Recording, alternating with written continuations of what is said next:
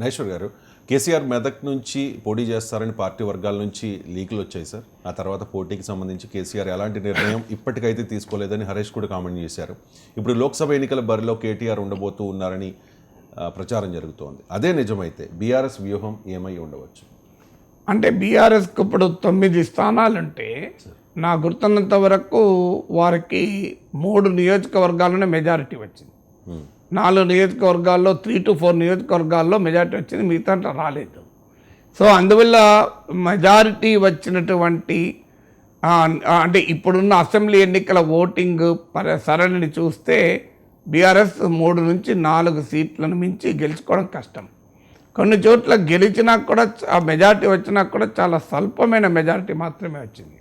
అందువల్ల అలాంటి పరిస్థితుల్లో ఎమ్మెల్యేలను గెలిపించుకోవడం ఎంపీలను గెలిపించుకోవడం అనేది చాలా కీలకం. అంటే నేను అసెంబ్లీ ఎన్నికల ఓటింగ్ సరళిని బట్టి చెప్తున్నాను. అసెంబ్లీ ఎన్నికల ఓటింగ్ సరళిని గనక చూస్తే 7 నియోజకవర్గాల్లో మెజారిటీ వచ్చింది. అందులో 3 క్లియర్ మెజారిటీ వచ్చింది, 4 స్వల్పమైన మెజారిటీ మాత్రమే వచ్చింది. అందువల్ల ఇలాంటి పరిస్థితుల్లో అంటే 9లో 7 మాత్రమే నిలబెట్టుకోగలరు, మిగతా 2 నిలబెట్టుకోవడం కష్టమైపోతుంది.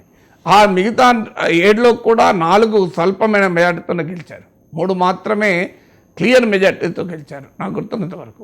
సో అందువల్ల ఈ 4 స్వల్పమైన మెజార్టీతో గెలిచినవి కూడా నిలబెట్టుకోవడం అనేది అంత సులభం కాదు. సో అందువల్ల ఇప్పుడు ఈ పరిస్థితుల్లో ఎట్టి పరిస్థితుల్లో ఎంపీ సీట్లు గెలవాలి అంటే బలమైన అభ్యర్థులు రంగంలో దించాలి. సో కేసీఆర్ పోటీ చేయడు అని ప్రకటించారు ఆల్రెడీ, అంటే ఇంకా నిర్ణయం తీసుకోలేదని నాకున్న సమాచారం. కూడా కేసీఆర్ పునరాలోచనలో పడ్డాడు. ఎందుకంటే అసెంబ్లీ ఇక్కడ రాష్ట్రంలో ఉండి తిరిగి బీఆర్ఎస్ను అధికారంలోకి తేవాల్సిన బాధ్యత ఆయన పైన ఉంటుంది.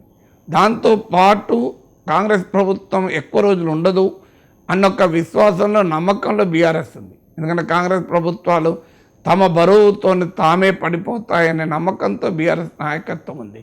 అందువల్ల రాష్ట్రంలో కేసీఆర్ ఉండి పార్టీని పునర్నిర్మించి తిరిగి పార్టీని అధికారంలోకి తేవాలి అనే ఒక ప్రతిపాదన కూడా ఉంది. అలాగే అందుకే జిల్లాల్లో కూడా కేసీఆర్ పర్యటన ఫిబ్రవరి నుంచి ఉంటుంది అని. అదే సమయంలో లోక్సభ ఎన్నికలు జాతీయ పార్టీల మధ్య పోటీగా జరుగుతుంది కనుక బీజేపీ కాంగ్రెస్లకు అడిషనల్ అడ్వాంటేజ్ ఉంటుంది. లాస్ట్ ఎలక్షన్స్లోనే బీజేపీ 4 సీట్లు, కాంగ్రెస్ 3 సీట్లు గెలుచుకుంది. సో ఇప్పుడు కాంగ్రెస్కు అసెంబ్లీ ఎన్నికల్లో గెలిచిన రాజకీయ వాతావరణం అదనంగా కలిసి రావడంతో స్వల్పమైన మెజార్టీ అసెంబ్లీ ఎన్నికల్లో సాధించిన ఎంపీ నియోజకవర్గాల్లో బీఆర్ఎస్కు ఛాలెంజ్ మొదలవుతుంది. అందువల్ల బలమైన అభ్యర్థులను రంగంలో పెట్టడం అనేది బీఆర్ఎస్ వ్యూహము అంచనాలాగా కనబడుతోంది. అలాంటి దాంట్లో భాగంగా కేటీఆర్ను మల్కాజ్గిరి నుంచో సికింద్రాబాద్ నుంచో పోటీ పెట్టాలని. ఎందుకంటే మల్కాజ్గిరిలో సికింద్రాబాద్లో బీఆర్ఎస్కు కంఫర్టబుల్ మార్జిన్ వచ్చింది, దాదాపు అన్ని సీట్లు వాళ్ళే గెలుచుకున్నారు, ఎమ్మెల్యే సీట్లు. అందువల్ల సిటీలో మనందరూ తెలుసు బీఆర్ఎస్కు భారీ విజయాలు సాధించారు. సో ఈ 2 నియోజకవర్గాల్లో ఎక్కడో ఒక చోట పెట్టి కేటీఆర్ లోక్సభ పంపడం ద్వారా ఒక్కసారి కేటీఆర్ లోక్సభ బరిలో ఉంటే ఆ రాజకీయ వాతావరణం వేడెక్కుతుంది. ఆ బీఆర్ఎస్ పోటీలో లేదు అన్న భావన బీజేపీ కాంగ్రెస్లు తెచ్చే అవకాశం ఉంది. ఇప్పటికే మాట్లాడుతున్నారు బీజేపీ కాంగ్రెస్ వాళ్ళు, బీఆర్ఎస్ ఎక్కడ అసలు లోక్సభ ఎన్నికల బీఆర్ఎస్ సంబంధం ఏంటండి. లోక్సభ ఎన్నికల్లో గనక బాగా దెబ్బతింటే బీఆర్ఎస్ పైన తీవ్రమైన ఒత్తిడి పెరుగుతుంది. బీఆర్ఎస్లో ఉన్న నాయకుల్ని ఆకర్షించే పని బీజేపీ చేస్తుంది, కాంగ్రెస్ చేస్తుంది. పార్టీ చాలా సంకట పరిస్థితి ఎదుర్కొంటుంది. అందువల్ల ఎంపీ సీట్లలో తాము బలంగా పోటీలో ఉండాలి అనుకుంటే కేటీఆర్ రంగంలో దిగాలి. కేసీఆర్ అయితే మెదక్ నుంచి, ఎందుకంటే ఆయన గతంలో కూడా రిప్రజెంట్ చేశారు. కేటీఆర్కు రిలేటివ్లీ అర్బన్ సీటు, ఎందుకంటే బ్రాండ్ కేటీఆర్ హైదరాబాద్లో బాగా పనిచేసింది. హైదరాబాద్లో బీఆర్ఎస్ విజయంలో బ్రాండ్ కేటీఆర్ ఇమేజ్ చాలా క్లియర్గా ఉపయోగపడ్డది. అందువల్ల మల్కాజ్గిరి అన్న సికింద్రాబాద్ నుంచి అన్న పోటీ చేస్తే కేటీఆర్కు ఉన్న అడిషనల్ అడ్వాంటేజ్ ఏదంటే గెలవడమే కాదు, గెలిచినాక పార్లమెంట్లో కూడా ఆయన షైన్ కాగలడు. ఎందుకంటే కేటీఆర్కు ఉన్న ఇంగ్లీషు, హిందీ ఆర్టికులేటింగ్ స్కిల్ చాలా ఎక్కువ, అది మనందరికీ తెలిసిన విషయం. చాలా ఎఫెక్టివ్గా మాట్లాడగలుగుతాడు. అందువల్ల ఐఎమ్ షూర్ కేటీఆర్ కనుక పార్లమెంట్కి వెళితే ఆయన ఒక ఉత్తమ పార్లమెంటేరియన్గా కూడా రాణించగలుగుతాడు. భారతదేశంలో ఒక మంచి పార్లమెంటేరియన్లో ఒకరిగా కూడా కేటీఆర్ గుర్తింపు వస్తుంది. ఆ రకమైన సామర్థ్యం ఉన్నవాడు.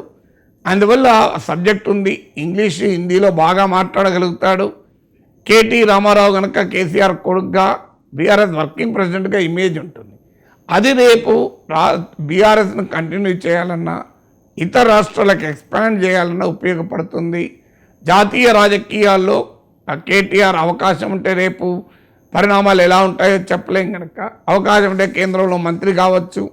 ఏదీ లేకపోయినా తెలంగాణ రాష్ట్ర సమితి లేదా భారత రాష్ట్ర సమితి వాయిస్ను పార్లమెంట్లో ఎఫెక్టివ్గా వినిపించడం ద్వారా తెలంగాణ రాజకీయాలపైన, తెలంగాణ సమాజంపై కూడా ఆ విధమైన సానుకూల ప్రభావం కూడా ఉంటుంది.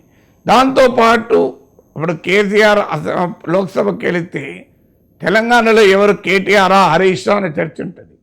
కేటీఆర్ లోక్సభకి వెళ్ళాడు అనుకోండి, ఆ చర్చ లేదు, కేసీఆరే ఉంటుంది కనుక.